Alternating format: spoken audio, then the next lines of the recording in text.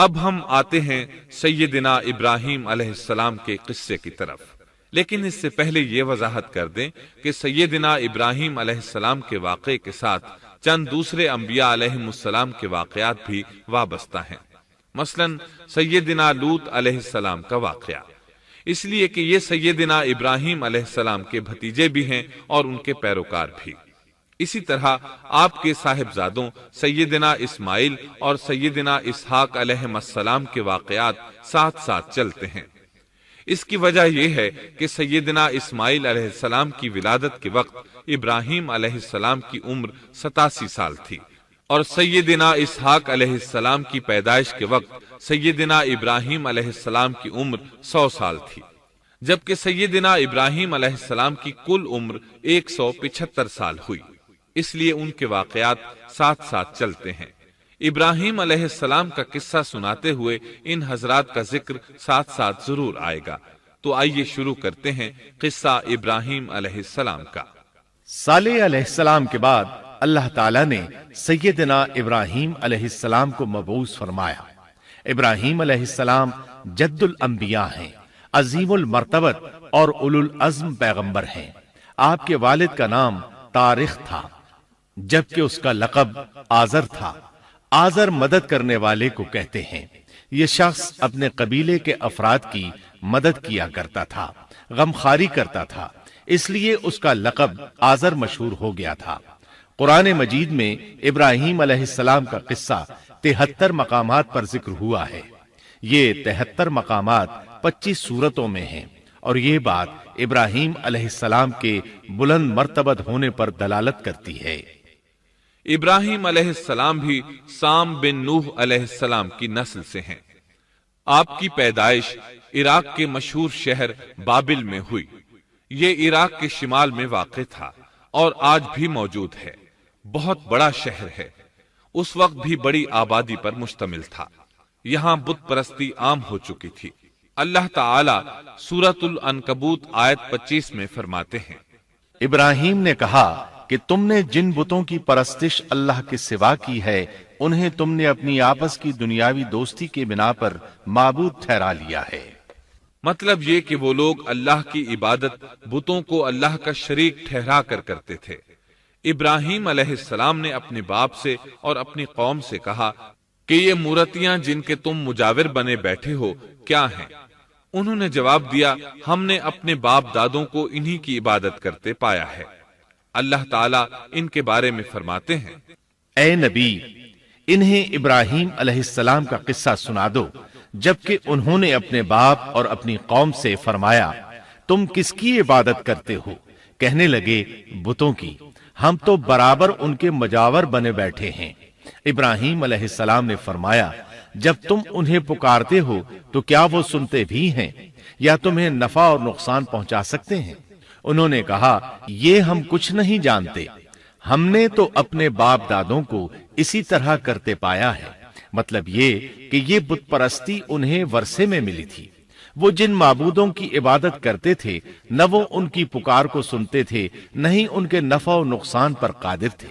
اسی لیے ابراہیم علیہ السلام انہیں جھنجھوڑ رہے تھے، لیکن اندھی تقلید اور بشری عقل کے بیکار ہو جانے نے انہیں یہ سب سوچنے سے عاری کر دیا تھا۔ اللہ تعالیٰ نے ابراہیم علیہ السلام کی خصوصی رہنمائی فرمائی تھی، جیسا کہ سورۃ الانبیاء آیت 51 میں ہے، اور ہم نے ابراہیم کو پہلے سے ہدایت عطا فرما دی تھی اور ہم اسے جانتے تھے۔ ابراہیم علیہ السلام نے کبھی ایک لمحے کے لیے بھی بتوں کی پوجا نہیں کی تھی۔ آپ نے اپنی قوم کو بتوں کی پوجا کرتے دیکھا تو انہیں ملامت کی، ایک اللہ کی طرف دعوت دی، اور اس دعوت کی ابتدا انہوں نے اپنے باپ سے کی۔ اللہ تعالی سورہ مریم میں فرماتے ہیں، اے نبی، کتاب میں ابراہیم کا ذکر کر، بے شک وہ سچا نبی تھا۔ جب اس نے اپنے باپ سے کہا، اے میرے باپ، بے شک مجھے وہ علم عطا ہوا ہے جو تمہیں حاصل نہیں، اس لیے میری اطاعت کریں، میں آپ کو سیدھا راستہ دکھاؤں گا۔ اے میرے باپ، شیطان کی عبادت نہ کریں، بے شک شیطان اللہ کا نافرمان ہے۔ ان بتوں کی عبادت گویا شیطان کی عبادت ہے، اس لیے آپ نے ان معبودوں کو شیطان سے تعبیر کیا۔ فرمایا، اے میرے باپ، بے شک مجھے خوف ہے کہ تم پر اللہ کا عذاب آئے، پھر تم شیطان کے ساتھی ہو جاؤ۔ باپ نے ان کی بات سن کر کہا، اے ابراہیم، کیا تو میرے معبودوں سے پھرا ہوا ہے؟ البتہ اگر تو باز نہ آیا تو میں تجھے سنسار کر دوں گا، اور تو مجھ سے ایک مدت تک دور ہو جا، یعنی مجھ سے اتنا دور ہو جا کہ کبھی مجھے نظر نہ آئے۔ ابراہیم علیہ السلام نے اپنے باپ پر نرمی اور مہربانی کرتے ہوئے ان سے کہا، آپ پر سلامتی ہو، میں اپنے رب سے آپ کے لیے بخشش طلب کرتا رہوں گا۔ لیکن جب بعد میں ان پر واضح ہو گیا کہ وہ تو اللہ کا دشمن ہے تو ابراہیم علیہ السلام اس سے بے تعلق ہو گئے۔ سورہ توبہ آیت 114 میں اللہ فرماتے ہیں، اور ابراہیم کا اپنے والد کے لیے بخشش طلب کرنا ایک وعدے کی وجہ سے تھا جو وہ اس سے کر چکے تھے، لیکن جب انہیں معلوم ہو گیا کہ وہ اللہ کا دشمن ہے تو اس سے بیزار ہو گئے۔ بے شک ابراہیم بڑے نرم اور تحمل والے تھے۔ کسی ایماندار کے لیے جائز نہیں کہ وہ کسی کافر کے لیے دعائے مغفرت کرے، بلکہ مومن پر حرام ہے کہ وہ کسی کافر یا عیسائی وغیرہ کے لیے مغفرت طلب کرے یا اس سے یہ کہے کہ اللہ تجھ پر رحم کرے۔ ابراہیم علیہ السلام کے والد نے انہیں دھمکی دی تھی کہ اگر تم اس دعوت سے باز نہ آئے تو میں تمہیں سنسار کر دوں گا۔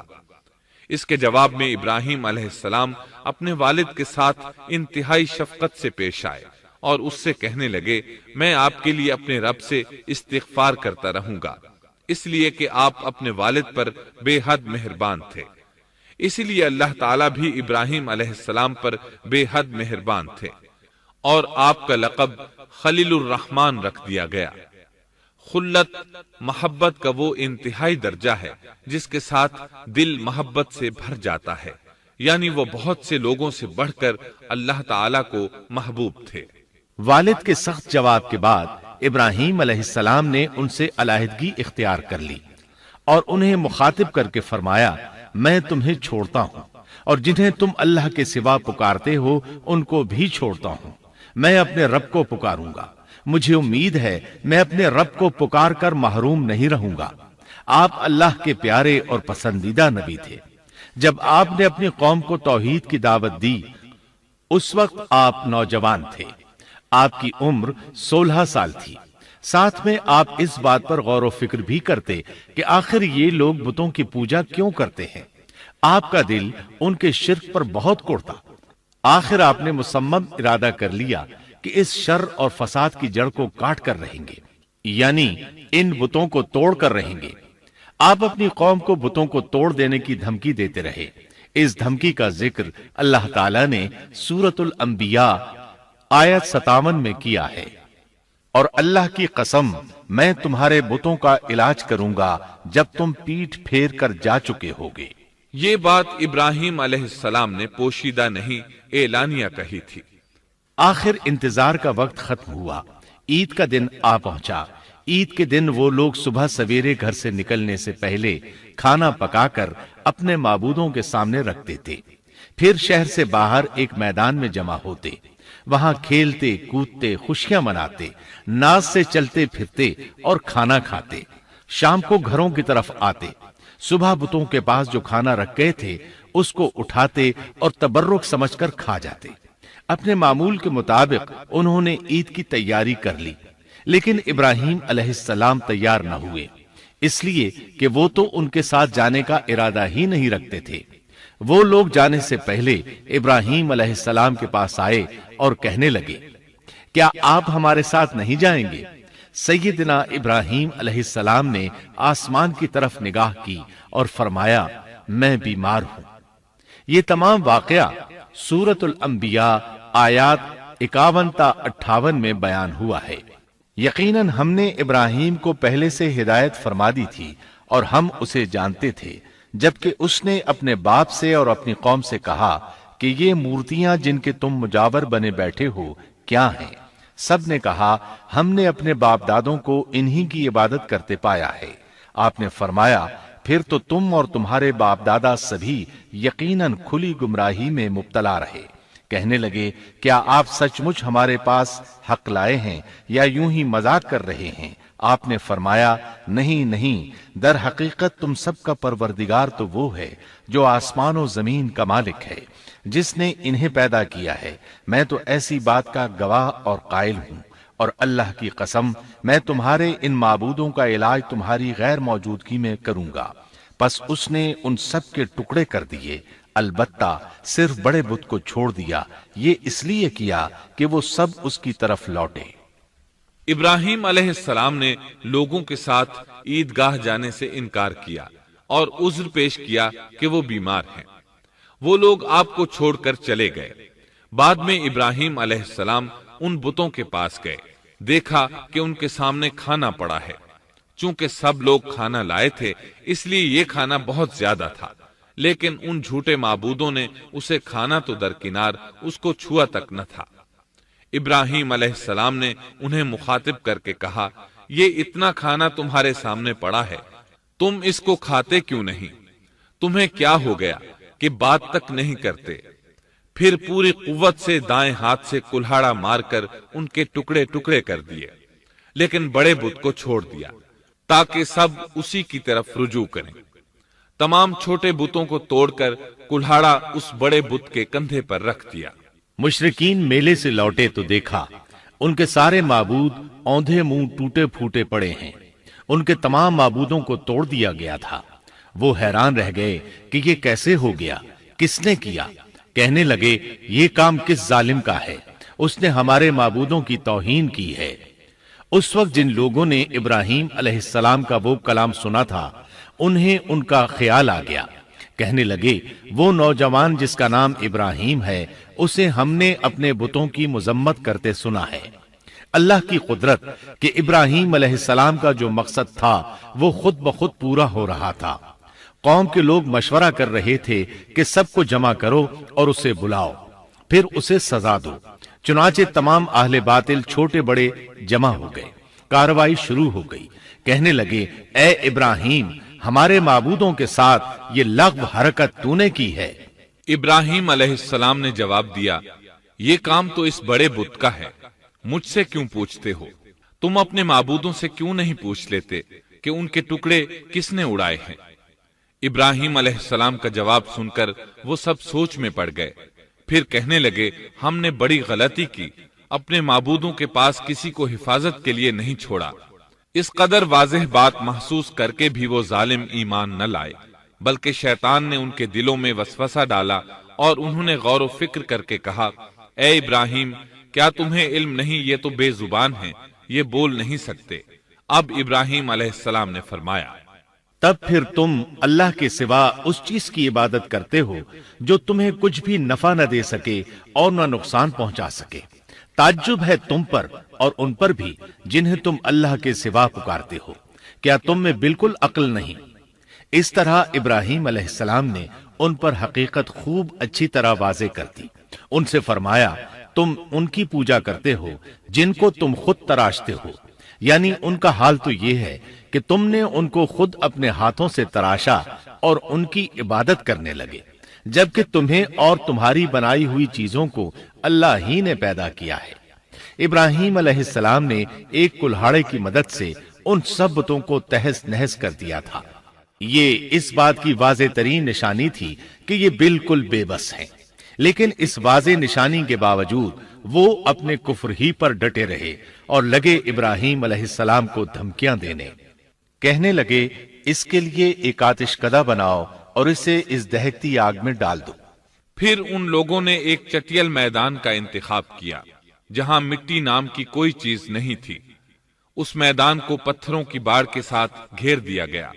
پھر سب لوگوں کو حکم دیا گیا کہ وہ لکڑیاں جمع کر کے اس گھیری ہوئی جگہ میں رکھیں۔ چنانچہ سب لوگ لکڑیاں جمع کر کے وہاں لانے لگے، یہاں تک کہ عورتوں اور بچوں نے بھی اس کام میں بڑھ چڑھ کر حصہ لیا۔ میدان میں اتنی لکڑیاں جمع ہو گئیں کہ زمین نظر نہیں آتی تھی۔ یہ لکڑیاں زمین پر ایک اونچی دیوار محسوس ہوتی تھیں۔ پھر ان لکڑیوں کو آگ لگائی گئی۔ جب آگ کے شعلے آسمان سے باتیں کرنے لگے تو انہوں نے ابراہیم علیہ السلام کو آگ میں ڈالنے کے لیے ایک جھولا تیار کیا۔ اس میں سیدنا ابراہیم علیہ السلام کو رکھا گیا۔ اس وقت آپ نے یہ دعا پڑھی، حسبنا اللہ ونعم الوکیل، ہمیں اللہ کافی ہے اور وہی بہترین کارساز ہے۔ یہ کلمہ ہر محتاج اور مصیبت زدہ کو پڑھنا چاہیے۔ بخاری میں ہے، رسول اللہ صلی اللہ علیہ وسلم نے فرمایا، حسبنا اللہ و نعم الوکیل ابراہیم علیہ السلام نے اس وقت فرمایا تھا جب انہیں آگ میں پھینکا جانے لگا تھا۔ مطلب یہ کہ ہم اللہ ہی پر بھروسہ کرتے ہیں، اس کے سوا ہمارا کسی پر بھروسہ نہیں۔ بعض روایات میں یہ بھی ہے کہ جب ابراہیم علیہ السلام کو آگ میں ڈالا جانے لگا تو جبریل علیہ السلام آئے اور کہا، اے ابراہیم، کوئی حاجت ہے تو میں حاضر ہوں۔ ابراہیم علیہ السلام نے فرمایا، اگر تم اپنی مرضی سے آئے ہو تو مجھے تمہاری کوئی ضرورت نہیں۔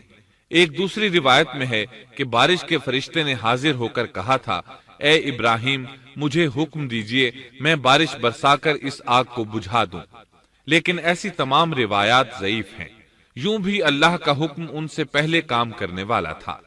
اللہ تعالی سورہ انبیاء آیت 69 اور 70 میں فرماتے ہیں، ہم نے کہا، اے آگ ابراہیم پر ٹھنڈی ہو جا اور سلامتی والی ہو جا۔ گو انہوں نے ابراہیم کا برا چاہا لیکن ہم نے انہیں ہی نقصان پانے والا کر دیا۔ چنانچہ جب ابراہیم علیہ السلام کو آگ میں ڈالا گیا تو وہ ٹھنڈی ہو گئی۔ ابن عباس رضی اللہ عنہما فرماتے ہیں، اگر اللہ تعالیٰ آگ سے یہ نہ فرماتے کہ سلامتی والی ٹھنڈی ہو جا تو وہ اس قدر سرد ہو جاتی کہ اس کی ٹھنڈک سے تکلیف محسوس ہوتی۔ گویا آگ بھی اللہ کے حکم کے بغیر نہیں جلا سکتی، چھری اللہ کے حکم کے بغیر نہیں کاٹ سکتی، اس لیے کہ یہ بھی اللہ کی مخلوق ہیں اور ان کی قدرت بھی اللہ کے پاس ہے۔ وہ چاہے تو ان کو قدرت عطا کر دے، چاہے تو قدرت واپس لے لے۔ آگ کو ٹھنڈا ہونے کا حکم ہوا، وہ ٹھنڈی ہو گئی۔ اس نے نہ ابراہیم علیہ السلام کے کپڑے جلائے، نہ جسم کے کسی حصے کو کوئی نقصان پہنچایا، صرف وہ رسیاں جلائیں جن سے آپ کو باندھا گیا تھا۔ سبحان اللہ۔ لوگ آگ کے گرد اس انتظار میں کھڑے تھے کہ جو ہی انہیں آگ میں پھینکا جائے گا وہ جل کر راکھ ہو جائیں گے، لیکن وہ یہ دیکھ کر حیران رہ گئے کہ ابراہیم علیہ السلام بڑے ناز سے آگ کے درمیان بیٹھے ہیں۔ بعض روایات میں ہے کہ ابراہیم علیہ السلام فرمایا کرتے تھے، مجھے ان دنوں جو راحت اور سکون حاصل تھا ویسا آگ سے نکلنے کے بعد نہیں ہوا۔ لوگ اس معجزے کو دیکھ کر حیرت زدہ تھے۔ پھر ابراہیم علیہ السلام آگ سے نکلے۔ اتنا بڑا معجزہ دیکھنے کے باوجود لوط علیہ السلام کے سوا کوئی شخص پورے بابل شہر سے ان پر ایمان نہ لایا۔ اللہ تعالیٰ فرماتے ہیں، پس ابراہیم پر لوط ایمان لائے۔ مطلب یہ کہ پوری بستی سے لوط علیہ السلام تھے جو آپ پر ایمان لائے تھے، باقی تمام لوگ کفر ہی پر ڈٹے رہے۔ ابراہیم علیہ السلام ان کا رویہ دیکھ کر نا امید ہو گئے کہ اس سے بڑھ کر یہ کون سا معجزہ دیکھنا چاہتے ہیں۔ ان کے بتوں کو توڑ دیا گیا، اپنی آنکھوں سے اللہ کی نشانی ان لوگوں نے دیکھی، پھر بھی یہ ایمان نہیں لائے، چنانچہ آپ نے وہاں سے ہجرت کا ارادہ فرما لیا۔ اس وقت بابل پر نمرود نامی بادشاہ کی حکومت تھی۔ کہا جاتا ہے کہ زمین کے بیشتر حصے پر اسی کی حکمرانی تھی۔ جب اس کے پاس یہ خبریں پہنچیں کہ ابراہیم علیہ السلام کو آگ میں ڈالا گیا لیکن آگ نے انہیں نہیں جلایا، تو اس نے ابراہیم علیہ السلام کو اپنے دربار میں پیش کرنے کا حکم دیا۔ ابراہیم علیہ السلام کو وہاں لایا گیا۔ نمرود نے ان سے ان کے رب کے بارے میں سوال کیا۔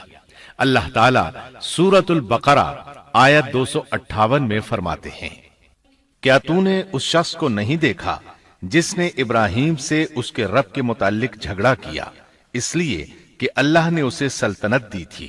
ایک روایت میں ہے کہ 4 بادشاہوں نے زمین کے بیشتر حصے پر حکمرانی کی ہے، ان میں سے ایک نمرود ہے۔ نمرود اپنے وقت کا حاکم و بادشاہ تھا۔ ابراہیم علیہ السلام سے جب اس کی اللہ تعالیٰ کے بارے میں بات چیت ہوئی تو ابراہیم علیہ السلام نے کہا، میرا رب وہ ہے جو زندہ کرتا ہے اور مارتا ہے۔ جواب میں اس نے کہا، میں بھی زندہ کرتا ہوں اور مارتا ہوں۔ چنانچہ اس نے حکم دیا کہ جیل سے 2 آدمیوں کو لے آؤ۔ جیل سے 2 ایسے آدمیوں کو لایا گیا جن کے لیے سزائے موت کا فیصلہ ہو چکا تھا۔ اس نے ان میں سے ایک کے قتل کا حکم دیا، دوسرے کو معاف کر دیا۔ اس سے اس نے یہ ثابت کرنا چاہا کہ وہ بھی زندہ کر سکتا ہے اور موت دے سکتا ہے، اور کہنے لگا دیکھ لو میرے حکم سے لوگ مرتے ہیں اور میرے حکم سے انہیں زندگی ملتی ہے۔ اس کی بات سن کر ابراہیم علیہ السلام نے غور کیا کہ اگر وہ اس سے موت و حیات کے باریک فلسفے پر بحث کریں گے تو نمرود کا مقصد پورا ہو جائے گا اور میرا مقصد پورا نہیں ہو پائے گا۔ اس لیے بحث و مباحثے کی بجائے کوئی مضبوط دلیل پیش کر دی جائے تاکہ حق و باطل کے درمیان فرق واضح ہو جائے۔ چنانچہ آپ نے فرمایا بے شک اللہ سورج کو مشرق سے لاتا ہے، تو اس کو مغرب سے لے آ۔ کافر بادشاہ یہ سن کر مبہوت رہ گیا، اس کا سر جھک گیا۔ اللہ تعالیٰ فرماتے ہیں تب وہ کافر حیران رہ گیا اور اللہ نا انصافوں کو سیدھی راہ نہیں دکھاتا۔ ان تمام باتوں کے بعد نمرود کو یہ معلوم کرنے کی ضرورت نہیں رہی کہ ابراہیم علیہ السلام آگ سے کیسے نجات پا گئے، کیونکہ حقیقت اس پر آشکار ہو چکی تھی۔ وہ جان گیا تھا کہ اصل معاملہ کیا ہے۔ چنانچہ اس نے ابراہیم علیہ السلام سے کہا آپ اس ملک سے نکل جائیے، ہم آپ کو یہاں نہیں رہنے دیں گے۔ ابراہیم علیہ السلام نے عراق کو خیر بات کہا اور شام کی طرف ہجرت کر گئے۔ یہاں آ کر وہ حران نامی بستی میں مقیم ہوئے۔ اسی جگہ آپ نے اپنے چچا ہاران کی بیٹی سیدہ سارہ علیہ السلام سے شادی کی۔ اللہ تعالیٰ اس ہجرت کے بارے میں فرماتے ہیں اور ہم اسے یعنی ابراہیم اور لوط کو بچا کر اس زمین کی طرف لے آئے جس میں ہم نے جہان کے لیے برکت رکھی تھی۔ جب آپ حران کے مقام پر پہنچے تو وہیں ٹھہر گئے، وہیں رہنے لگے۔ یہاں آ کر آپ کا شمار بنو حران میں ہونے لگا۔ آپ لوگوں کو اسی شہر میں رہنے کی دعوت دیتے۔ اس شہر کے لوگ بتوں کی پوجا نہیں کرتے تھے بلکہ ستاروں کو پوجتے تھے۔ ابراہیم علیہ السلام نے جب ان کی یہ حالت دیکھی تو ارادہ کر لیا کہ ان لوگوں کو بتائیں گے کہ ستاروں کی عبادت کرنا باطل ہے۔ یہ لوگ چونکہ نجوم پرست تھے اس لیے ان کی عبادت کا وقت رات کو ہوتا تھا، اور یہ لوگ رات کے وقت عبادت کرتے تھے کیونکہ ان کے معبود یعنی ستارے رات ہی کو طلوع ہوتے ہیں۔ چنانچہ ابراہیم علیہ السلام انہیں یہ دکھانے کے لیے کہ ان چیزوں کی عبادت باطل ہے ایک دن ان کے ساتھ نکلے۔ اللہ نے آسمان کے دروازے کھول دیے تو ابراہیم علیہ السلام نے چاند، ستاروں، سیاروں اور آسمان و زمین کی سلطنت کو دیکھا۔ اللہ تعالیٰ نے ابراہیم علیہ السلام سے تمام پردے ختم کر دیے جو عام طور پر لوگوں کی آنکھوں پر ہوتے ہیں، اور انہوں نے وہ کچھ دیکھا جسے آج کی رصد گاہیں بھی نہیں دیکھ سکتی۔ اللہ تعالیٰ سورۃ الانعام آیت 75 میں فرماتے ہیں اور اسی طرح ہم نے ابراہیم کو آسمان اور زمین کی سلطنت کا مشاہدہ کرا دیا تاکہ وہ یقین کرنے والوں میں سے ہو جائے۔ بعض مفسرین نے لکھا ہے کہ یہ سب کچھ اللہ تعالیٰ نے ابراہیم علیہ السلام کو اس لیے دکھایا تھا کہ وہ ستاروں کی پرستش کرتے تھے۔ پھر اللہ تعالیٰ نے اپنی عبادت کی طرف ان کی رہنمائی فرمائی۔ جن مفسرین نے یہ بات لکھی وہ غلطی پر ہیں، کیونکہ ایک جلیل القدر رسول کے متعلق ایسا گمان کرنا کبیرہ گناہ ہے۔ آسمان اور زمین کی سلطنت اور دیگر معجزات دکھانے کے بعد اللہ تعالیٰ فرماتے ہیں آسمان اور زمین کی پیدائش یقیناً انسان کی پیدائش سے بہت بڑا کام ہے۔ اللہ تعالیٰ ایک دوسرے مقام پر فرماتے ہیں آسمان اور زمین میں بہت سی نشانیاں ہیں جن سے یہ منہ موڑ کر گزر جاتے ہیں۔ ابراہیم علیہ السلام حران شہر کے ستارہ پرستوں کو لے کر ایک رات نکلے۔ اچانک ایک ستارہ طلوع ہوا، اس کی چمک دمک بہت تھی، شکل صورت کے لحاظ سے بھی بہت خوبصورت تھا۔ اس وقت ابراہیم علیہ السلام نے بطور مذاق کہا یہ میرا رب ہے، لیکن جب وہ ستارہ کچھ دیر بعد چھپ گیا تو کہنے لگے یہ تو غروب ہو گیا۔ یہ رب کیسے ہو سکتا ہے؟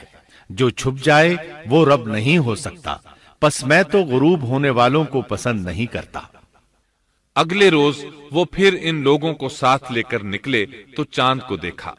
یہ شکل صورت میں ستاروں سے کہیں زیادہ خوبصورت تھا، روشن تھا، لیکن یہ بھی غروب ہو گیا تو ابراہیم کہنے لگے اگر مجھے میرے رب نے ہدایت نہ کی تو میں گمراہ لوگوں میں شامل ہو جاؤں گا۔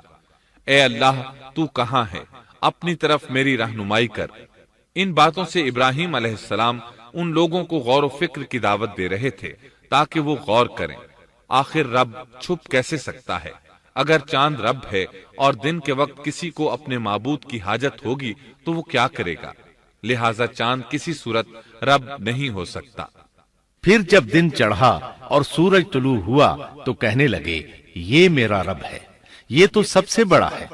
پھر لوگوں کو مخاطب کر کے کہنے لگے تم رات کو چھوٹے چھوٹے ستاروں کی پوجا کرتے ہو، کیوں نہ تم اتنے بڑے ایک ہی رب کی پوجا کر لو۔ لیکن جب وہ بھی غروب ہو گیا تو کہنے لگے یقیناً میں تمہارے شرک سے بیزار ہوں، یہ معبود کیسے ہو سکتے ہیں؟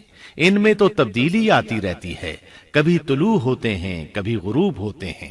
یہ اس بات کی دلیل ہے کہ یہ مخلوق ہیں اور ان کا خالق کوئی اور ہے جس کے حکم کے یہ تابع ہیں۔ جب یہ خود مخلوق ہیں اور کسی اور کے تابع ہیں تو کسی کو نفع نقصان پہنچانے پر کس طرح قادر ہو سکتے ہیں؟ پھر اپنی قوم کو مخاطب کر کے کہنے لگے میں اپنا رخ اس کی طرف کرتا ہوں جس نے آسمانوں کو یکسو ہو کر پیدا کیا، اور میں شرک کرنے والوں میں سے نہیں ہوں۔ اب بھی وہ اپنی بات پر اڑے رہے۔ تب آپ نے فرمایا تم مجھ سے اللہ کے بارے میں جھگڑ رہے ہو، مجھے تو اللہ راہ دکھا چکا ہے اور اس نے مجھے دلیل عطا فرمائی ہے۔ میں یقیناً جانتا ہوں کہ تمہارے تمام معبود بے بس اور بے طاقت ہیں۔ جاؤ تم سے اور تمہارے ان معبودوں سے جو ہو سکے کر لو، میرے رب کی مرضی کے بغیر کچھ بھی نہیں ہو سکتا۔ میرے رب نے ہر چیز کے علم کو اپنے گھیرے میں لے رکھا ہے، کیا پھر بھی تم نصیحت حاصل نہیں کرو گے؟ اور میں تمہارے معبودوں سے خوف کیوں کھاؤں؟ تم اللہ سے نہیں ڈرتے؟ ان کو اللہ کا شریک ٹھہرا رہے ہو، اللہ نے اس کی کوئی دلیل نازل نہیں کی۔ اگر تم میں صحیح علم ہے تو تم ہی بتلا دو کہ ہم دونوں جماعتوں میں سے امن کا زیادہ حقدار کون ہے؟ امن انہی کے لیے ہے جو ایمان لانے کے بعد دین کو شرک سے خلط ملط نہیں کرتے۔ حقیقت میں ہدایت یافتہ وہی لوگ ہیں۔ یہی ہمارے وہ دلائل تھے جو ہم نے ابراہیم علیہ السلام کو ان کی قوم کے مقابلے میں عطا کیے تھے، اور ہم جسے چاہیں مرتبے میں بڑھا دیں۔ بے شک تیرا رب بڑی حکمت والا ہے۔ ان لوگوں نے پھر بھی کفر ہی کیا، کوئی بھی ایمان نہ لایا۔ چنانچہ ابراہیم علیہ السلام نے ایک بار پھر ہجرت کی اور مصر جا پہنچے۔ مصر کے بادشاہ کو خبر ملی کہ ایک شخص ہجرت کر کے آیا ہے اور اس کے ساتھ ایک عورت ہے، وہ بہت زیادہ حسین و جمیل ہے۔ چنانچہ اس ظالم نے اپنے کارندوں کو بھیجا کہ اس عورت کو میرے پاس لے آؤ، ساتھ ہی اس سے پوچھنا کہ تمہارے ساتھ جو آدمی ہے وہ کون ہے، اگر وہ اس کا خاوند ہو تو اسے قتل کر دینا۔ ادھر بادشاہ نے اپنے کارندوں کو حکم دیا، ادھر اللہ نے ابراہیم علیہ السلام کی طرف وحی بھیج دی۔ انہوں نے سارہ علیہ السلام سے کہا اگر وہ تجھ سے میرے بارے میں پوچھیں تو بتا دینا تم میری بہن ہو۔ پھر سارہ سے بولے اے سارہ، روئے زمین پر میرے اور تیرے سوا کوئی مومن نہیں، یعنی یہ کافروں کی سرزمین ہے، یہاں کوئی مومن نہیں، اس لحاظ سے تم میری دینی بہن ہو۔ پھر بادشاہ نے ابراہیم علیہ السلام کو پیش کرنے کا حکم دیا۔ اس نے آپ سے پوچھا یہ عورت کون ہے؟ آپ نے فرمایا یہ میری بہن ہے۔ اس طرح ابراہیم علیہ السلام کی زندگی میں 3 موقع ایسے آئے کہ انہوں نے اللہ کے دین کی حمایت اور مدافعت کے لیے توریہ کیا۔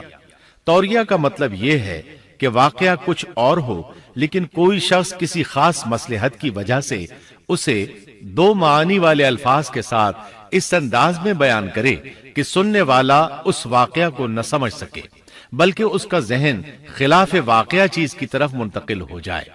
شریعت نے بعض مخصوص حالات میں اس کی اجازت دی ہے۔ وہ 3 مواقع جہاں ابراہیم علیہ السلام نے توریہ فرمایا ان کی وضاحت کچھ اس طرح ہے۔ ایک یہ کہ آپ نے میلے پر نہ جانے کی غرض سے ان لوگوں سے کہا تھا کہ میں بیمار ہوں۔ دوسرے موقع پر یہ فرمایا تھا یہ کام اس بڑے سردار بت کا ہے۔ تیسرے سارہ علیہ السلام کو دینی بہن قرار دیا۔ اس ظالم بادشاہ نے سارہ علیہ السلام کو اپنی تحویل میں لے لیا۔ جب سارہ علیہ السلام کو معلوم ہوا کہ وہ ایک بدکار شخص ہے تو انہوں نے اللہ تعالیٰ سے دعا کی، اے اللہ، تجھے معلوم ہے میں تجھ پر اور تیرے نبی پر ایمان لائی ہوں اور اپنے جسم کو اپنے خاوند کے سوا ہر ایک سے محفوظ رکھا ہے، لہٰذا آپ اس کافر کو مجھ پر مسلط نہ کیجیے گا۔ چنانچہ اس کافر بادشاہ نے جب سیدہ سارہ کو پکڑنے کے لیے اپنا ہاتھ بڑھایا تو اس کا ہاتھ شل ہو گیا اور اپنی جگہ پر جم گیا۔ وہ لگا چیخ پکار کرنے، اس میں اتنی طاقت نہ رہی کہ اپنے ہاتھ کو حرکت دے سکے۔ اس کی آواز سن کر اس کے محافظ بھاگے ہوئے آئے، انہوں نے اس کے ہاتھ کو چھڑانا چاہا لیکن چھڑا نہ سکے۔ اس کی یہ حالت دیکھ کر سیدہ سارہ خوف زدہ ہو گئیں۔ انہوں نے سوچا اگر یہ مر گیا تو لوگ کہیں گے اسے میں نے قتل کیا ہے، چنانچہ انہوں نے اللہ سے دعا کی کہ اسے چھوڑ دیا جائے۔ اللہ تعالیٰ نے آپ کی دعا قبول کر لی، اس کا ہاتھ ٹھیک ہو گیا، لیکن وہ ظالم پھر بھی نہ ڈرا۔ اس نے ایک بار پھر آپ کی طرف ہاتھ بڑھایا، اس کا ہاتھ پھر شل ہو گیا۔ سیدہ سارہ نے پھر دعا کی، وہ دوبارہ ٹھیک ہو گیا، وہ پھر بھی باز نہ آیا۔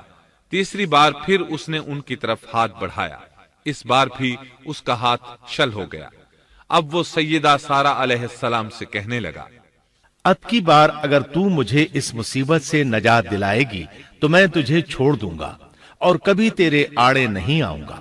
چنانچہ سیدہ سارہ علیہ السلام نے اللہ تعالی سے دعا کی، وہ ٹھیک ہو گیا۔ تب اس نے اپنے کارندوں کو آواز دی اور ان سے بولا، تم میرے پاس کسی انسان کو نہیں بلکہ سرکش جن کو لائے ہو۔ پھر اس نے انہیں رہا کر دیا، عزت و اکرام سے رخصت کیا اور ان کی خدمت کے لیے اپنی بیٹی ہاجرہ کو ساتھ کر دیا۔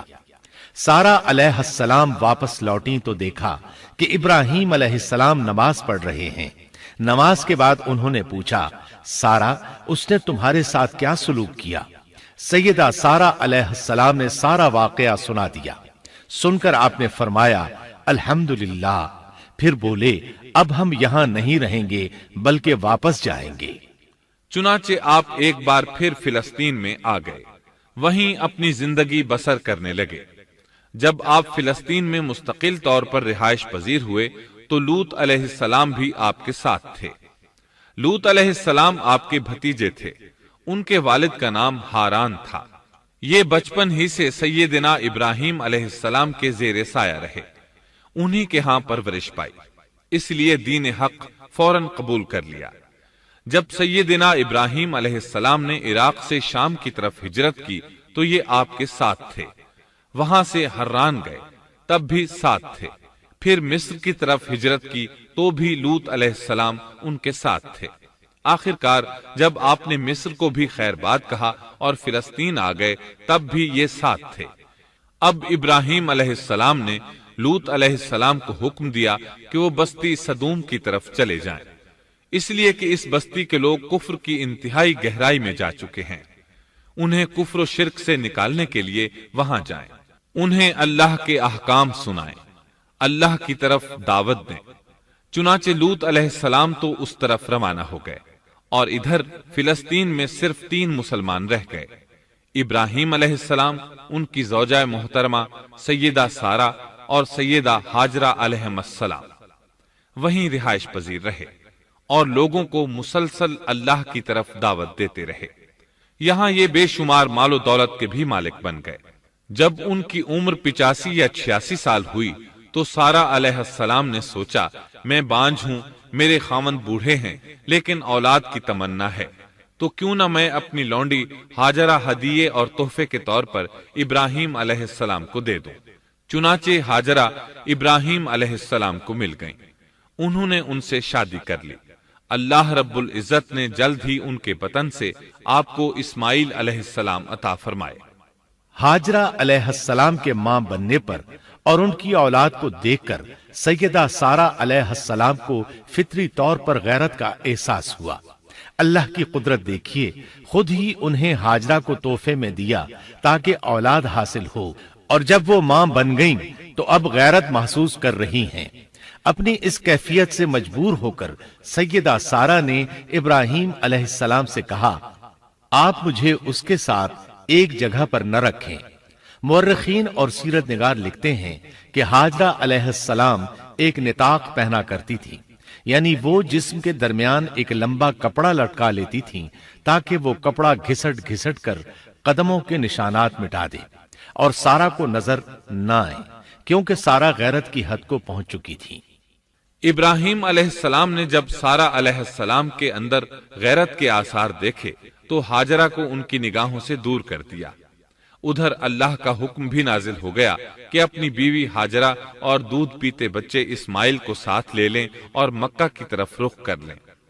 ابراہیم علیہ السلام مکہ کی طرف روانہ ہوئے، یہاں تک کہ مکہ پہنچ گئے۔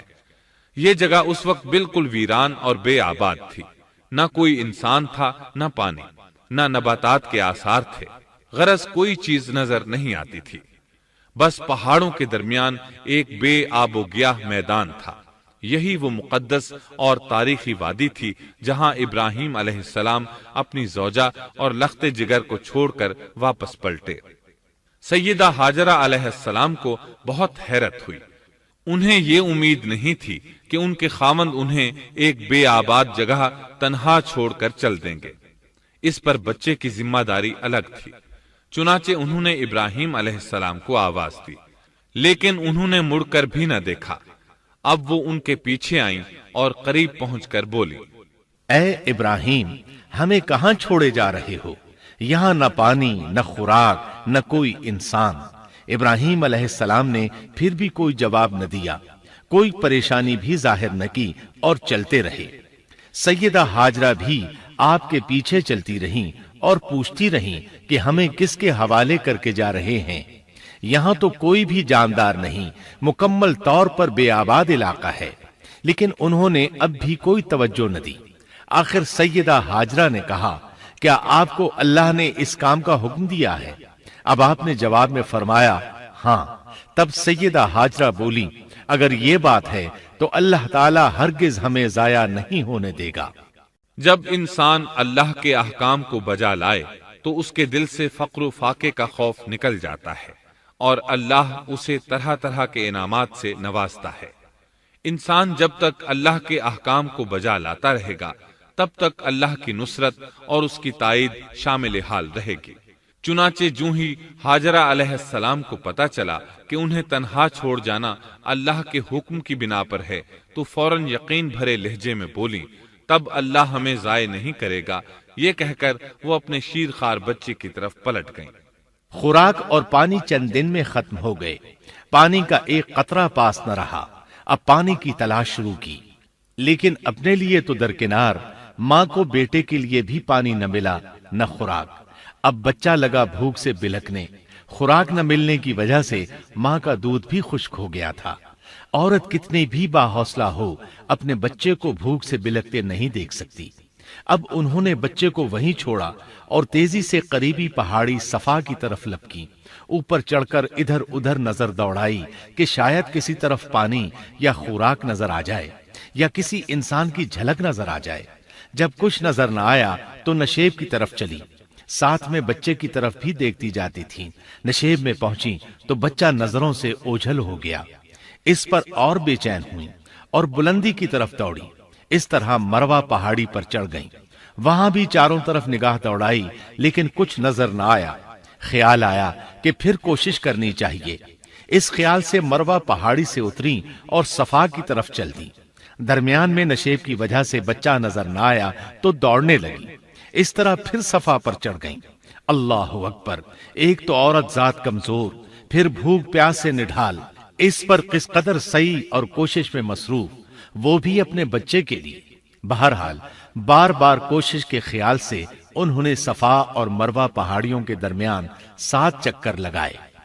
یہی وجہ ہے مسلمان عازمین حج صفا و مروہ کے درمیان سعی کرتے ہیں تاکہ اس واقعے کی یاد تازہ ہو جائے۔ جب وہ آخری مرتبہ مروہ پر پہنچی تو انہوں نے ایک آواز سنی۔ یہ آواز اسماعیل علیہ السلام کے قریب سے آئی تھی۔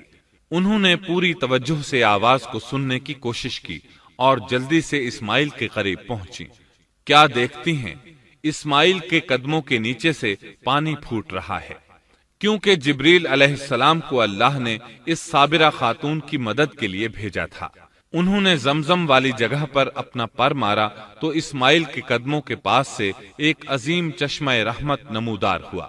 مستقبل کے پیغمبر کے قدموں کے نیچے سے اللہ نے جبریل فرشتے کے ذریعے زمین پھاڑ کر پانی نکال دیا۔ یہی آب زمزم کا آغاز تھا۔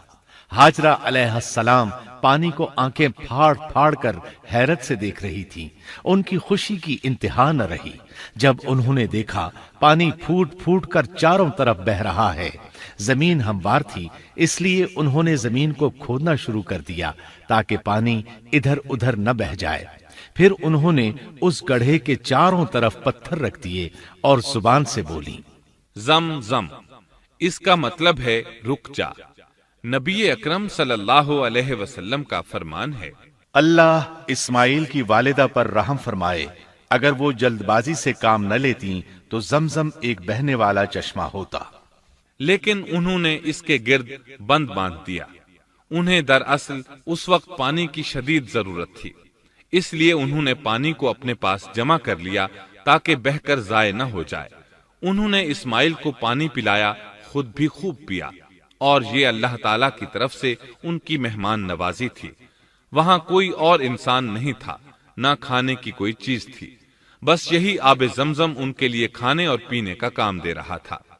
اب چونکہ زمزم ایک چشمہ بن گیا تھا، اس لیے پرندے بھی آنے لگے۔ انہی دنوں عرب کے قبیلوں میں سے ایک قبیلہ بنو جرہم یمن کو خیر باد کہہ کر اس طرف آ رہا تھا۔ یمن میں ایک بہت بڑا ڈیم تھا۔ پہاڑوں کے درمیان انہوں نے پانی کو روک کر ایک بہت بڑا بند قائم کر رکھا تھا۔ اس سے پورا سال آسانی سے کھیتی باڑی کرتے تھے۔ اس ڈیم کی بدولت ان کا آب پاشی کا نظام بہت اچھا تھا۔ جب اس ڈیم کو اللہ تعالیٰ نے توڑا تو تمام لوگ وہاں سے منتشر ہو گئے اور جزیرہ عرب کے اطراف میں منتقل ہونے لگے۔ وہیں سے ہجرت کرنے والا ایک قبیلہ بنو جرہم تھا۔ یہ لوگ بنیادی طور پر عرب تھے۔ یہ قبیلہ سفر میں رہتا، جہاں کہیں پانی اور چراگاہ نظر آتے وہیں پڑاؤ ڈال دیتے۔ جب وہاں خوراک ختم ہو جاتی تو آگے سفر شروع کر دیتے۔ چونکہ وہ بہت بڑے تاجر تھے، اس بنا پر ان راستوں سے خوب واقف تھے۔ انہیں چشموں کا خوب علم تھا۔ ملک شام کی طرف بھی ان کی آمد و رفت تھی۔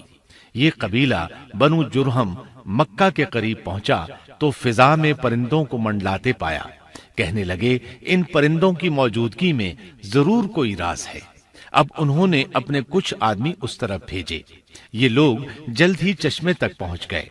انہوں نے وہاں ایک عورت اور اس کے بچے کو پایا۔ پھر وہ لوگ ان کے پاس آئے، وہاں پڑاؤ ڈالنے کی اجازت مانگی۔ سیدہ ہاجرہ نے فرمایا، ٹھیک ہے، لیکن شرط یہ ہے کہ تمہیں اجرت ادا کرنا ہوگی۔ ان کے لیے یہ سستا سودا تھا۔ ان کے پورے قبیلے کو سامان زندگی مل رہا تھا، جبکہ صرف ایک عورت اور اس کے بیٹے کی ذمہ داری ان پر عائد ہو رہی تھی۔ انہوں نے فوراً حامی بھر لی اور وہاں رہائش اختیار کر لی۔ اس طرح یہ لوگ سیدہ ہاجرہ علیہ السلام کی معیشت کا ذریعہ بن گئے، اور اس طرح سیدنا اسماعیل علیہ السلام بنو جرہم میں پرورش پاتے رہے۔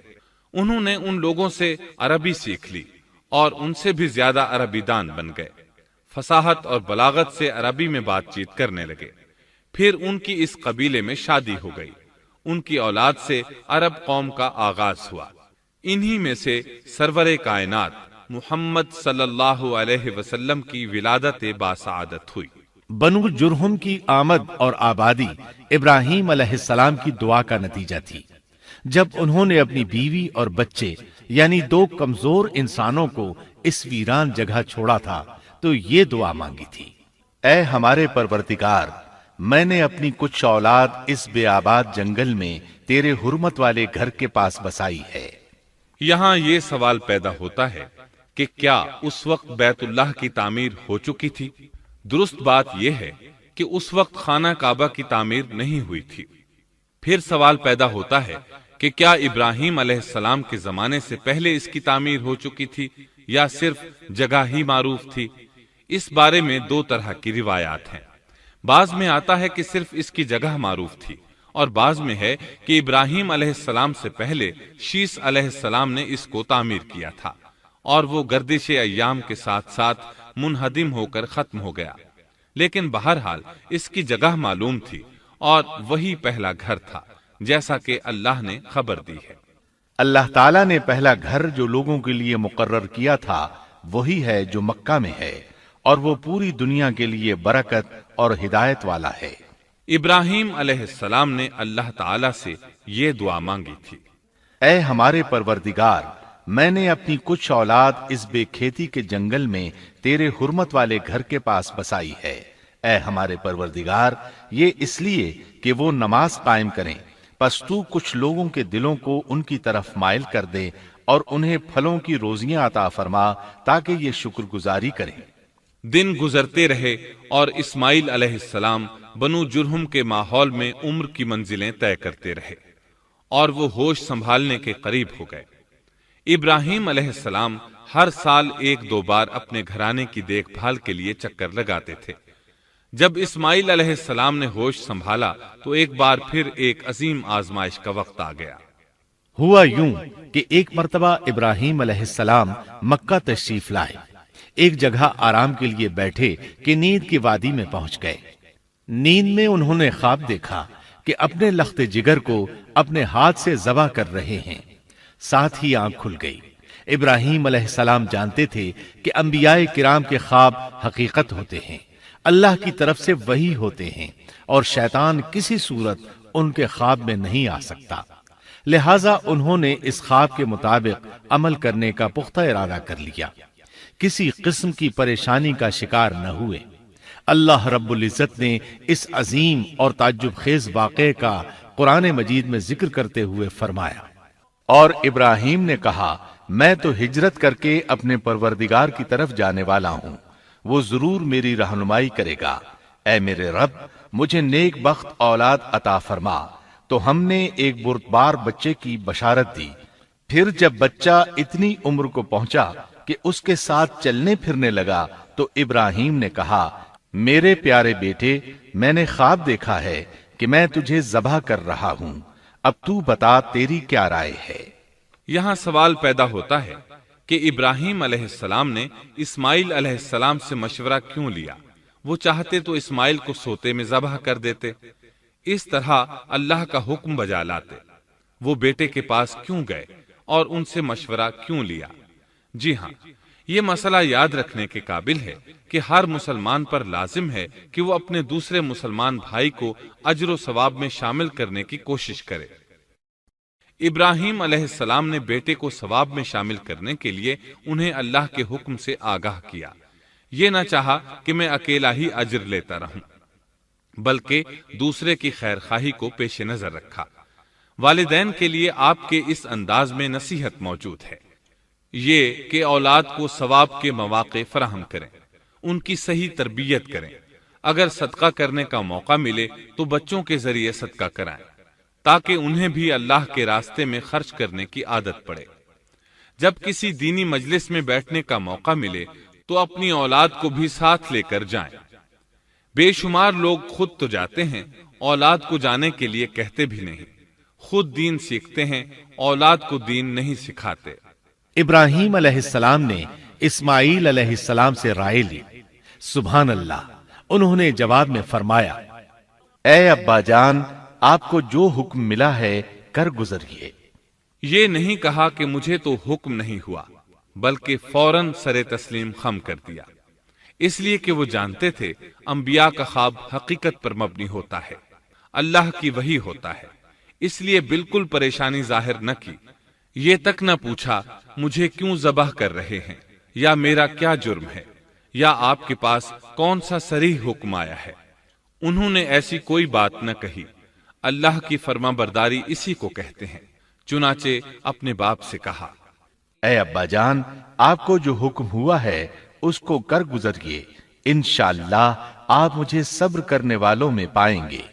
علماء کرام فرماتے ہیں اس جملے سے ان کا انتہائی ادب اور احترام شامل ہے، اور اس میں زبردست توکل موجود ہے۔ یہ نہیں کہا کہ آپ مجھے صبر کرنے والوں میں سے پائیں گے، بلکہ آپ نے اللہ کی مشیت کو جملے میں شامل کیا اور فرمایا، انشاءاللہ آپ مجھے صبر کرنے والوں میں سے پائیں گے۔ لہٰذا مسلمانوں کو دھوکے میں نہیں پڑنا چاہیے۔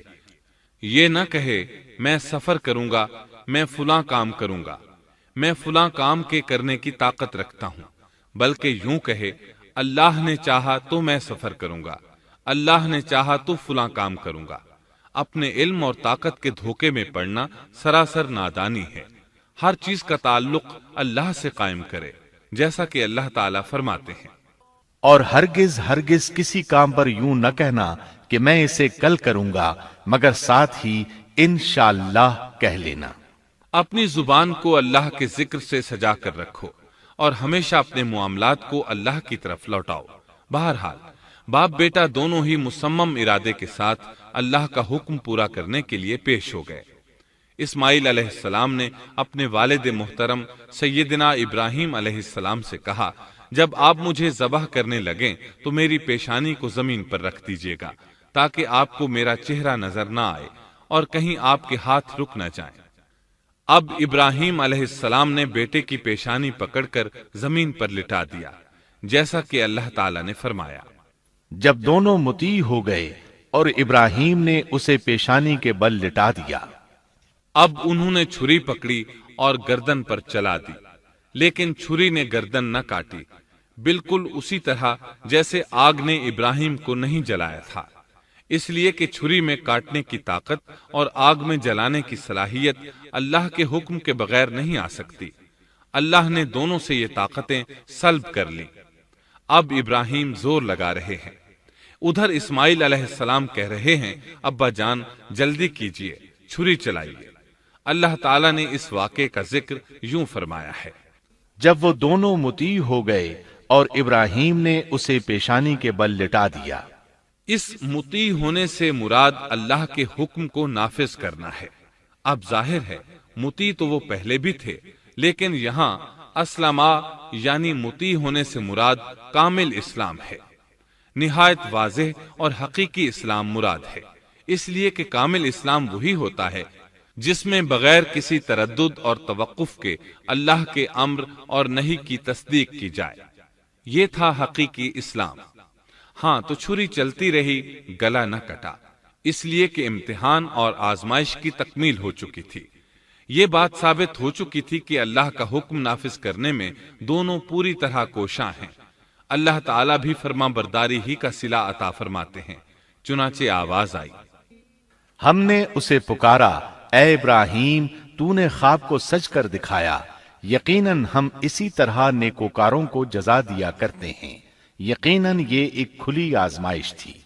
تاریخ کا ایک عظیم ترین امتحان اور کڑی آزمائش دنیا کو آج بھی حیرت میں ڈال دیتی ہے۔ کون ہے جو بیٹے کو ذبح کرنے پر تیار ہو جائے، خاص طور پر اس صورت میں جب اولاد بھی اکلوتی ہو، جس کی وجہ سے 86 سال کے بعد آنگن میں بہار آئی ہو۔ پھر اس کی قربانی کا بھی واضح حکم نہیں دیا گیا تھا، اشارتاً خواب میں رہنمائی کی گئی تھی۔ آپ کہہ سکتے تھے یہ قتل اور سنگین جرم ہے، کہہ سکتے تھے اپنے بیٹے کو کس جرم میں قتل کروں، لیکن آپ نے بغیر کسی تعامل کے سر تسلیم خم کر دیا اور اس عظیم امتحان میں کامیاب ہوئے۔ اللہ فرماتے ہیں، اور ابراہیم وہ ہیں جنہوں نے وفاداری کی۔ اس آیت میں یہ نہیں بتایا گیا کہ کس چیز میں وفاداری کی، اس لیے کہ وہ تو ہر معاملے میں مکمل طور پر وفاداری کا مظاہرہ کر چکے تھے۔ آگ میں ڈالے جانے والا معاملہ، بیوی اور بچے کو لق و دق میدان میں چھوڑ آنے کا معاملہ، پھر ذبح کا امتحان، تعمیر بیت اللہ کی مشقت، غرض ہر معاملے میں وفادار تھے، حتیٰ کہ اپنا مال اللہ کے راستے میں خرچ کرنے میں اس قدر وفادار کہ ابو زیفان کے لقب سے مشہور ہو گئے۔ اس کا معنی ہے مہمان نواز۔ کسی مہمان کو دسترخوان پر اپنے ساتھ بٹھائے بغیر ایک لقمہ نہیں کھاتے تھے، باہر نکلتے مہمان تلاش کرتے، پھر اس کے ساتھ مل کر کھانا کھاتے، مہمان نہ ملتا تو سخت غمگین ہو جاتے۔ اس طرح انہوں نے اللہ کے ہر حکم کی پاسداری کی۔ ذبح والے اس امتحان کا اللہ نے انہیں کیا صلہ دیا؟ اللہ فرماتے ہیں، ہم نے اسے عظیم ذبیحے کا بدلہ عطا کیا۔ چھری نے گلا نہ کاٹا۔ ایسے میں ابراہیم علیہ السلام نے ایک آواز سنی، آواز پیچھے سے آئی تھی۔ انہوں نے مڑ کر دیکھا، جبریل علیہ السلام نظر آئے۔ وہ آسمان سے ایک مینڈھا لے کر آئے تھے۔ دنیا کے مینڈھوں میں سے نہیں بلکہ جنت کا مینڈھا لائے تھے۔ سیدنا عبداللہ بن عباس رضی اللہ عنہما سے روایت ہے کہ وہ مینڈھا جنت میں 40 سال تک چرتا رہا۔ سفید رنگ، کشادہ آنکھوں، خوبصورت سینگوں والا حسین و جمیل مینڈھا تھا۔ بہرحال یہ ابراہیم علیہ السلام کی وفاداری کا بدلہ تھا جو اسماعیل علیہ السلام کے فدیے میں دیا گیا، اور پوری امت مسلمہ کے لیے حکم ہو گیا کہ اللہ کی رضا کے لیے قربانی اور ہدی پیش کرتے رہیں۔ کعبے کے پاس حرم الہی میں ہر سال یہ سنت ادا کی جاتی ہے، اور ان کے ساتھ ساتھ پوری زمین کے تمام خطوں پر بسنے والے مسلمان بھی اس عظیم فرمانبرداری کی علامت کے طور پر قربانیاں پیش کرتے ہیں۔ مینڈھے کے ذکر کا مطلب یہ ہے کہ ہم سنت ابراہیمی پر گامزن ہو جائیں۔ یہ مینڈھا ہمیں اللہ کے لیے قربانی کا سبق دیتا ہے۔ ہمیں چاہیے سنت ابراہیمی کی اقتدا کرتے ہوئے ہم اپنی جانوں، اپنی اولاد اور اپنے مالوں کو اللہ کی راہ میں قربان کرنے کے لیے تیار ہو جائیں۔ اللہ تعالیٰ فرماتے ہیں، اور ہم نے اسے عظیم ذبیحہ عطا کیا اور ہم نے اس کا پچھلوں میں ذکر خیر چھوڑا، سلامتی ہو ابراہیم پر۔ اسی طرح ہی ہم نیکوکاروں کو جزا دیتے ہیں، یقیناً وہ ہمارے مخلص بندوں میں سے تھا۔ اور اسی طرح اللہ فرماتے ہیں، اور ہم نے اسے نیکوکار نبی اسحاق کی ولادت کی خوشخبری سنائی۔ یہ خوشخبری فلسطین کی طرف واپس لوٹنے کے بعد سنائی گئی۔ ایک اکلوتے بیٹے کی قربانی کے لیے تیار ہو جانے کے صلے میں اور سارہ علیہ السلام کی عظمت اور تکریم کے مد نظر اللہ تعالی نے اسحاق کی خوشخبری سنا دی۔ یہ آیت ذبح کے واقعے کے بعد اللہ تعالی نے ذکر فرمائی ہے، اس لیے معلوم ہوا پچھلی آیات میں اسحاق کے علاوہ کسی اور بیٹے کا ذکر ہوا ہے، اور وہ اسماعیل علیہ السلام ہی تھے، جبکہ یہودی روایات میں اسحاق علیہ السلام کو ذبیح قرار دیا جاتا ہے۔ یہ بالکل غلط ہے۔ ذبح کے واقعے کے بعد اسحاق علیہ السلام کی بشارت مل رہی ہے، پھر بھلا وہ پیدا ہونے سے پہلے ہی ذبیح کیسے بن گئے؟ اس لیے یہ قطعی بات ہے کہ اسماعیل علیہ السلام ہی ذبیح ہیں۔ اس کے کئی اور بھی دلائل ہیں جن کے ذکر کرنے کا یہاں موقع نہیں۔ بہرحال اس عظیم آزمائش میں بے مثال کامیابی کے بعد ابراہیم علیہ السلام فلسطین آئے اور 120 سال کی عمر میں اسحاق علیہ السلام کی بشارت ملی، جبکہ سارہ علیہ السلام کی عمر 90 سال تھی۔ ان پر بڑھاپا طاری ہو چکا تھا۔ ایسے میں 3 فرشتے آئے۔ وہ تو قوم لوط کی تباہی کے لیے آئے تھے۔ راستے میں اللہ کے حکم سے ابراہیم علیہ السلام اور ان کی اہلیہ سارہ کو خوشخبری سنائی، اور اس غرض کے لیے وہ انسانی شکل میں آئے تھے۔ ابراہیم علیہ السلام تو پہلے ہی بہت مہمان نواز تھے۔ انہیں دیکھ کر بہت خوش ہوئے کہ مہمان آ گئے۔ فرشتوں نے انہیں سلام کیا۔ ابراہیم علیہ السلام نے سلام کا جواب دیا۔ وہ حیرت زدہ تھے کہ یہ لوگ ان کی بستی کے رہنے والے تو ہیں نہیں، لیکن ان پر سفر کے نشانات بھی نہیں ہیں، جیسا کہ دور سے چل کر آنے والوں میں ہوتے ہیں۔ نہ ان کے پاس سواریاں ہیں۔ قرآن مجید میں آتا ہے، فرشتوں نے سلام کیا تو ابراہیم نے بھی سلام کیا اور دل میں خیال کیا یہ اجنبی لوگ ہیں۔ پھر وہ اپنی مہمان نوازی کی عادت کے مطابق انہیں اندر لے آئے، ان کے لیے کھانے کا انتظام کیا۔ اللہ تعالیٰ فرماتے ہیں، ہمارے بھیجے ہوئے فرشتے ابراہیم کے پاس خوشخبری لے کر آئے تو انہوں نے سلام کیا۔ ابراہیم نے سلام کا جواب دیا اور فوراً بھنا ہوا بچڑا لے آئے، اور بچڑا بھی موٹا تھا۔ ان کے سامنے کھانا پیش کیا، لیکن وہ بھلا کب کھانے کی طرف ہاتھ بڑھانے والے تھے۔ یہ دیکھ کر ابراہیم علیہ السلام نے خوف محسوس کیا کہ کہیں یہ دشمن نہ ہو۔ اس وقت فرشتوں نے کہا، ابراہیم نہ ڈر، ہم تو قوم لوط کی طرف بھیجے گئے ہیں۔ جب انہوں نے یہ باتیں کی تو سارہ علیہ السلام پاس کھڑی تھیں۔ وہ ہنسنے لگی۔ وہ خوش خبری سے پہلے کیوں ہنس پڑی؟ علماء اس بارے میں کہتے ہیں کہ جب انہوں نے سنا یہ فرشتے لوط علیہ السلام کی بستی کو تباہ کرنے جا رہے ہیں تو ان کے خاتمے کی خبر سن کر وہ ہنستی۔ اس کے بعد فرشتوں نے یہ خوشخبری سنائی، ہم نے اسے اسحاق کی پیدائش کی خوشخبری دی اور اسحاق کے بعد یعقوب پوتے کی بھی خوشخبری دی۔ بہت جلد ہی ہم اسحاق سے تیری ویران گود کو آباد کریں گے، اور تو اپنی زندگی میں اس کے بیٹے یعقوب کو بھی دیکھ لے گی۔ اب 3 بشارتیں جمع ہو گئیں، بیٹا پیدا ہوگا، لمبی عمر ملے گی یعنی بیٹا جوان ہوگا، اور پھر وہ اپنے پوتے کو بھی دیکھے گی۔ اس سے بڑھ کر کیا عزت اور تکریم ہو سکتی ہے؟ اس لیے جب نبی کریم صلی اللہ علیہ وسلم سے پوچھا گیا کریم یعنی عزت والا کون ہے، تو آپ نے فرمایا کریم بن کریم بن کریم بن کریم، یعنی یوسف بن یعقوب بن اسحاق بن ابراہیم علیہ السلام۔ مطلب یہ کہ نبی بن نبی بن نبی بن نبی۔ یہ یوسف علیہ السلام کی شان ہے کہ خود بھی کریم، باپ بھی کریم، دادا بھی کریم اور پردادا بھی کریم۔ اس سے بڑھ کر عزت افزائی کیا ہو سکتی ہے؟ بہرحال فرشتوں نے انہیں خوشخبری دی۔ پھر انہوں نے ابراہیم کو ایک صاحب علم لڑکے کی بشارت دی۔ خوشخبری سن کر سیدہ سارہ حیران ہوئی، مارے حیرت کے منہ سے ہلکی سی چیخ نکل گئی۔ انہوں نے اپنے رخسار پر ہاتھ مارا جیسا کہ عورتوں کی عادت ہوتی ہے، کہنے لگی ہائے افسوس، کیا میں بچہ جنوں گی حالانکہ میں بانجھ ہوں اور میرے خاوند بوڑھے ہیں؟ یہ تو حیرت کی بات ہے۔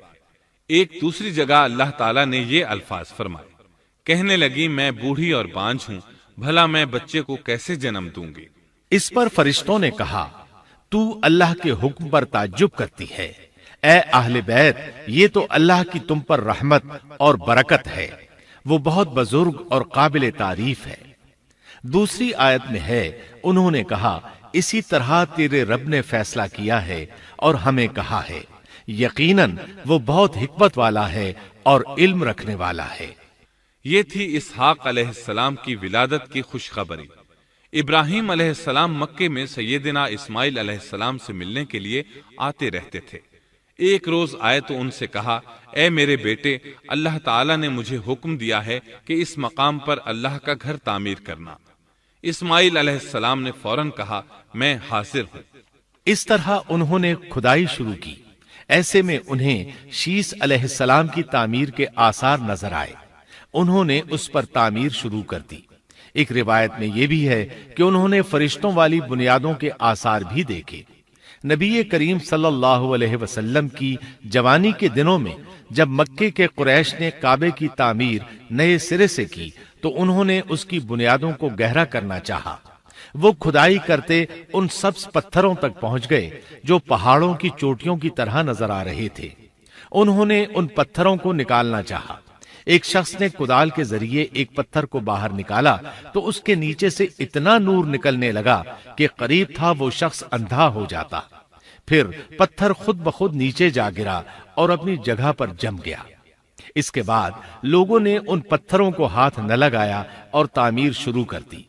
قرآن مجید میں تعمیر کعبہ اور بیت اللہ کا تذکرہ اس طرح آیا ہے، اور جب ہم نے بیت اللہ کے مکان میں ابراہیم کو جگہ دی اور فرمایا کہ میرے ساتھ شرک نہ کرنا اور میرے گھر کو طواف، قیام اور رکوع و سجود کرنے والوں کے لیے پاک رکھنا، اور فرمایا بے شک لوگوں کے لیے جو پہلا گھر تعمیر کیا گیا ہے وہ مکہ میں ہے، وہ جہان والوں کے لیے برکت اور ہدایت کا ذریعہ ہے، اس میں واضح نشانیاں ہیں، مثلا مقام ابراہیم، تو جو کوئی حرم میں داخل ہوگا وہ امن میں آ جائے گا۔ اور یاد کرو اس وقت کو جب ابراہیم کو اس کے پروردگار نے کئی باتوں کے ذریعے آزمایا، وہ ان میں پورے اترے تو اللہ نے فرمایا میں آپ کو تمام لوگوں کا امام بنا رہا ہوں۔ ابراہیم نے کہا اے میرے رب، میری اولاد میں سے بھی امام بنائیے۔ جواب میں اللہ نے فرمایا میرا امامت کا وعدہ ظالم لوگوں کے لیے نہیں ہے۔ اور اس وقت کو یاد کرو جب ہم نے بیت اللہ کو ثواب اور امن کی جگہ بنا دیا اور لوگوں نے مقام ابراہیم کو جائے نماز بنا لیا۔ ہم نے ابراہیم کو حکم دیا کہ میرے گھر کو طواف، اعتکاف، رکوع اور سجود کے لیے پاک رکھو، اور وہ وقت بھی یاد رکھو جب ابراہیم نے دعا کی اے پروردگار اس شہر کو امن والا بنا دے اور اس کے مومن بندوں کو پھلوں کا رزق عطا کر۔ اللہ تعالیٰ نے فرمایا میں کافروں کو بھی تھوڑا فائدہ دوں گا، پھر انہیں آگ کے عذاب کی طرف بے بس کر دوں گا، یہ پہنچنے کی جگہ بری ہے۔ اور وہ وقت یاد کرو جب ابراہیم اور اسماعیل بیت اللہ کی بنیادوں کو بلند کر رہے تھے اور دعا مانگ رہے تھے، اے ہمارے رب، ہماری محنت کو قبول فرما، تو دعا کو سننے والا، جاننے والا ہے، اور ہمیں اپنا فرما بردار بنا، ہماری اولاد میں سے بھی ایک فرما بردار گروہ بنا، اور ہمیں عبادت کا طریقہ سکھا، اور ہم پر رجوع فرما، کیونکہ تو ہی توبہ قبول کرنے اور رحم فرمانے والا ہے۔ اے ہمارے رب، ان لوگوں میں انہی میں سے ایک رسول بھیج جو ان پر تیری آیات کی تلاوت کرے اور انہیں کتاب و حکمت سکھائے، انہیں پاک کرے، یقیناً تو غالب حکمت والا ہے۔ تعمیر کے دوران جب ابراہیم علیہ السلام اس مقام تک پہنچے جہاں آج حجر اسود ہے تو اللہ تعالیٰ نے جنت سے ایک سفید پتھر بھیجا۔ حدیث میں ہے یہ پتھر نہایت سفید تھا، اب سیاہ ہو گیا ہے۔ انسانوں کی غلطیاں اس کے سیاہ ہونے کا سبب بنی۔ جب دیواریں انسانی قد کے برابر ہو گئیں تو اسماعیل علیہ السلام ایک پتھر لے آئے۔ اب ابراہیم علیہ السلام اس پتھر پر کھڑے ہوئے، وہ ننگے پاؤں تھے۔ اسی وقت پتھر پگھل گیا، ان کے پاؤں اس کے اندر کسی قدر دھنس گئے، پتھر پر ان کے پیروں کے نشانات آ گئے۔ اسی پتھر کو آج مقام ابراہیم کہا جاتا ہے۔ پہلے یہ پتھر بیت اللہ کی دیواروں کے ساتھ رکھا گیا تھا۔ جب لوگ طواف کے لیے آتے تو سیدنا ابراہیم کے پیروں کے نشانات دیکھنے کے لیے یہاں ہجوم ہو جاتا۔ اس طرح طواف کرنے والوں کو دقت کا سامنا ہوتا۔ سیدنا عمر رضی اللہ عنہ نے صحابہ کرام کے مشورے سے اس پتھر کو اس جگہ سے قدرے ہٹا کر نماز کی صفوں کے قریب کر دیا تاکہ طواف کرنے والوں کو دقت نہ ہو۔ یہ مقام بہت مقدس ہے۔ اللہ نے فرمایا ہے، تم مقام ابراہیم کو جائے نماز مقرر کر لو۔ مقام ابراہیم کے قریب اس کے پیچھے ہو کر نماز پڑھنے کا موقع مل جائے تو لازماً وہاں 2 رکعت ادا کیا کرو۔ موقع نہ ملے تو پھر پوری مسجد حرام میں طواف سے فراغت والی 2 رکعت پڑھ لیا کرو۔ اس طرح کعبہ تعمیر ہوا۔ تب نیا حکم آیا، لوگوں میں جو استطاعت رکھے اس پر اللہ کے لیے حج بیت اللہ فرض ہے، اور جو شخص جان بوجھ کر اعراض کرے تو اللہ جہانوں سے بے نیاز ہے اور اسے اس کی کوئی پرواہ نہیں۔ ادھر ابراہیم علیہ السلام کو اللہ تعالی کی طرف سے اشارہ ہوا، لوگوں میں حج کا اعلان کر دیں۔ ابراہیم علیہ السلام کہنے لگے، اللہ میری آواز بھلا کس کس تک پہنچے گی؟ جواب آیا، آپ کے ذمے آواز لگانا ہے، پہنچانا ہمارا کام ہے۔ چنانچہ آپ عرفات کے ایک پہاڑ پر چڑھے اور آواز لگائی، لوگو بیت الحرام کا حج کرو۔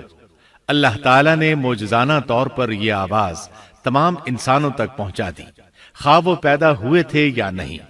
دوسرا معجزہ یہ ہوا کہ اللہ نے بیت اللہ اور اس کے حج کی محبت لوگوں کے دلوں میں ڈال دی۔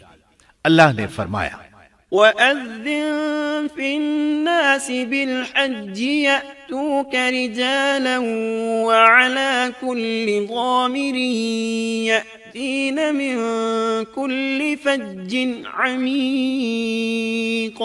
اور آپ لوگوں میں حج کا اعلان کر دیں، وہ آپ کی طرف پیدل بھی آئیں گے اور دبلے پتلے اونٹوں پر بھی دور دور سے آئیں گے۔ اس طرح لوگ پیدل اور سوار ہو کر کثرت سے حج کے لیے آنے لگے اور یہ ویران علاقہ آباد ہونے لگا۔ یہ تھے حالات اور واقعات ابراہیم علیہ السلام کے۔ آپ نے 175 سال کی عمر میں وفات پائی۔ آپ سے پہلے سیدہ ہاجرہ علیہ السلام نے وفات پائی اور ان کی وفات سے کچھ ہی عرصہ بعد سیدہ سارہ علیہ السلام 127 سال کی عمر میں فوت ہو گئیں۔ ان دونوں کی وفات کے بعد آپ غمگین رہنے لگے۔ آخر اتنی مدت تک ساتھ رہا تھا۔ آپ خلیل الرحمن تھے، آپ پر صحیفے بھی نازل ہوئے، آپ اللہ کے بے حد شکر گزار تھے۔